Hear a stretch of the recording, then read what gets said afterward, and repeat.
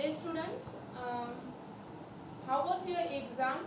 I hope you have done better in your exam, and in every paper you have solved systematically. Now, as your exams are over, so now you are promoted to the higher class in a 5th standard. Last year you were in 4th standard, now you are in 5th standard. So last year I was there for you to teach you computer. Same in this year also I am there for you to teach computer. You are well familiar with me, you know me well, I know you well. So starting with our new syllabus, or before starting with our new syllabus, I just want you to revise the previous syllabus of our last year.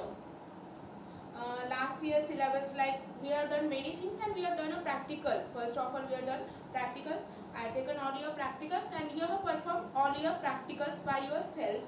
So we have done many things while performing practical, while learning it theoretically, like starting with the basic things in computer, like what are input devices, what are output devices, what are storage devices, then different programming concepts like MS logo. First time you have seen commands in MS logo. Then after that we have learned MS Word, MS Excel, PowerPoint, and many more things like this we have learned in computer last year. Even we have learned that what is internet, how internet works, what is World Wide Web, what is www, and many more things like this we have learned last year in computer. All those things were very basic that we have learned. Now going with little bit advanced things related to those things we are going to learn in 5th standard in this year.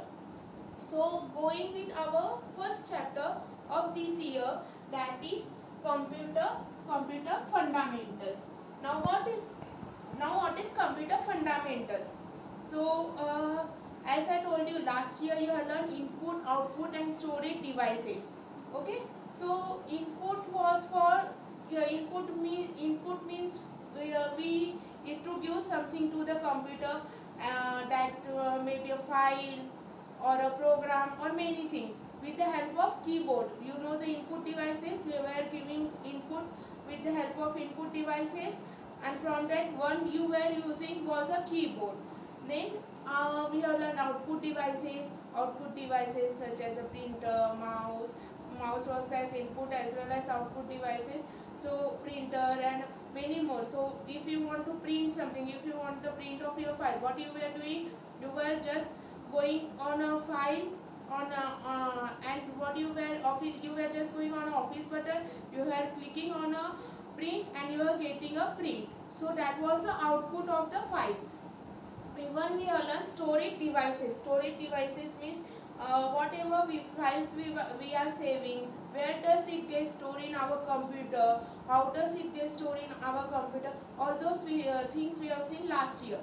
So based on that only we have to see some advanced things related to that in our this chapter number 1, that is computer fundamental. So going with the points that we are going to see in this chapter, that is the first point is the storage capacity, second one is the primary memory, third one is the secondary memory. Now these are the points that we are going to learn in this chapter. So now going with our first point, that is storage memory. Going with our first point, that is storage memory. Here memory means the memory required to store the various capacity of data. Is how much data we can store is known as storage capacity. So here storage capacity.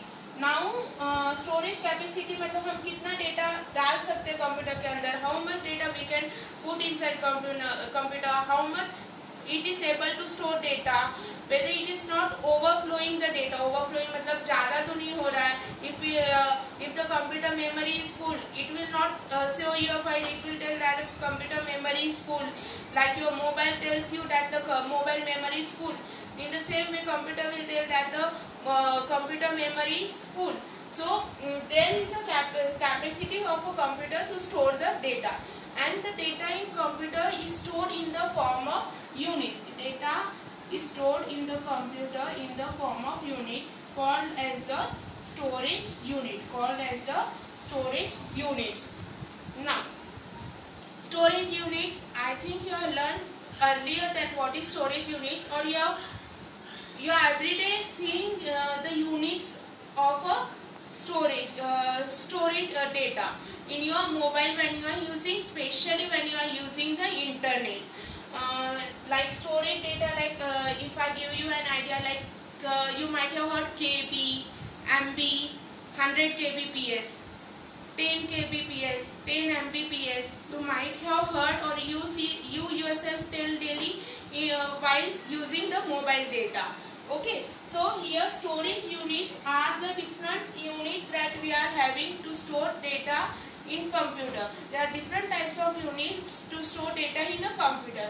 Likewise, if you want to store a very small file in a computer, then that unit is called as a bit. That unit is called as a bit. The first unit of a storage capacity is a bit. Bit is the very smaller. Bit is the very smaller.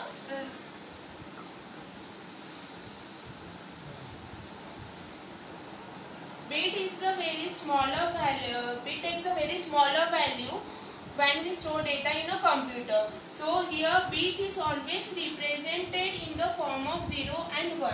Bit is always represented in the form of 0 and 1, and bit is denoted by a small b, and bit is denoted by a small b.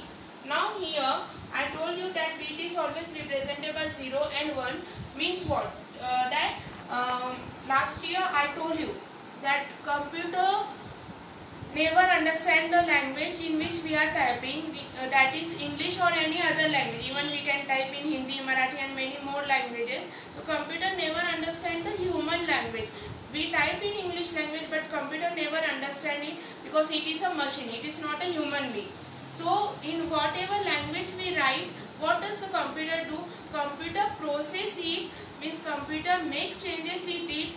It converts the human language and it takes it in the form of machine language. Computer क्या करता है ना, जो भी हम type करते हैं computer के ऊपर, उसको क्या करता है कंप्यूटर खुद के लिए क्या करता है, अंदर के अंदर चेंज करता है, एंड फिर क्या करता है वो उसको मशीन लैंग्वेज में स्टोर करता है. The machine language is called as 0 and 1. That's the machine language is called as 0 and 1. The machine language is in the form of 0 and 1. So here 0 and 1 is the form of machine language. For if we are writing any of the word, like I have typed the word TYPE in my word file, what it will do, it will store it in the form of 0 and 1, like T for 0, Y for 1 it will take, P for again 1 it can take, E for 0 it can take. So in this way computer will store your any of the word inside it. Now I think you might have understood it. Now going with the another storage unit, that is called a nibble. Now what is a nibble? So nibble is always 4 times bigger than a bit. Nibble क्या है, 4 गुना ज़्यादा बड़ा है bit से. Is always 4 times bigger than a bit. Like for example, just now I have taken here a word. Now you might be knowing that one word equals to 1 bit. One word equals to 1 bit. Okay. So what I told you that nibble is 4 times bigger than it. Nibble क्या है, इससे 4 गुना बड़ा है. So what it will do, it will just multiply your nibble by 4. It will just multiply your b. Your nibble will be multiplied by b by 4 times. So your nibble is always greater than b by 4 times. Now proceeding with byte. Now here one byte or byte. What is a byte? So byte is, now as you know that from bit nibble is derived. In the same way from bit byte is also derived. मतलब bite से क्या, bit से क्या आया है, nibble बना है, और बिट से क्या बना है, बाइट बना है. So here byte. What is a byte? Now byte, as I told you that nibble is 8 times greater than 4 times, sorry, nibble is 4 times greater than a bit. In the same way byte is 8 times greater than a bit. कितने से बड़ा है bite, nibble कितने से बड़ा है bite, bit से 8 times बड़ा है. 8 byte is 8 times bigger than a bit. So 8 times bigger than a bit means what you have to do, here we will multiply bit, here we will multiply bit by 8 and we will get the whatever the result is. Okay, likewise here I told you that t might be represented with 0, 1 with y, p with 1, e with 0. Earlier while showing the example of bit I told you this. So this becomes a 4 bit. कितना बनता है, 4 bit. So here what will happen, 4 bit multiplied by 8, what we will get, 32. Means how much byte it will require to store the data in computer, it will require 32 byte to store the data in a computer. And here why I have taken a capital B, like bit is represented with, bit is denoted with small b. In the same way byte is denoted with a capital B. Byte is represented or byte is denoted with a capital B. I hope you have understood up to this. Now further we will continue. In the same way many of the storage unit are derived from its earlier unit. जितने भी storage unit है ना, वो क्या है, पहले के unit से ही बने हैं.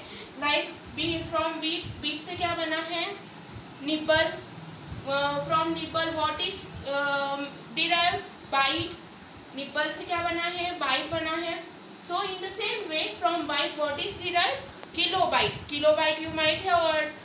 The storage capacity of your mobile, the internet speed of the mobile, that shows you data in the form of KB, MB and GB. Okay, so here likewise 1 byte is equals to 8 bit. Means क्या है, 8 गुना बड़ा है ना bit से byte. In the same way kilobyte is equals to 124 byte. कितने से बड़ा है किलोबाइट, किलोबाइट बाइट से 124 बाइट से बड़ा है.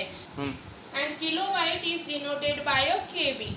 इन the same way from kilobyte MB is derived. MB से किलोबाइट से क्या बना है, मेगाबाइट बना है. Megabyte is denoted with MB. Megabyte is denoted with MB and 1 megabyte is equal to 124 KB is equal to 124 KB.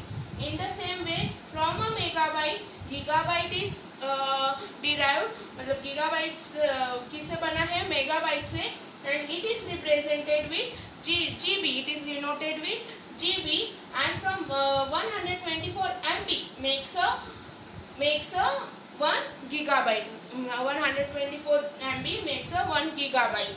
Next, terabyte. Terabyte is derived from a gigabyte. Terabyte came from a gigabyte. Terabyte is represented with TB and it is made from gigabyte. So total 124 gigabyte is equal to 1 terabyte. So here we have completed our first point.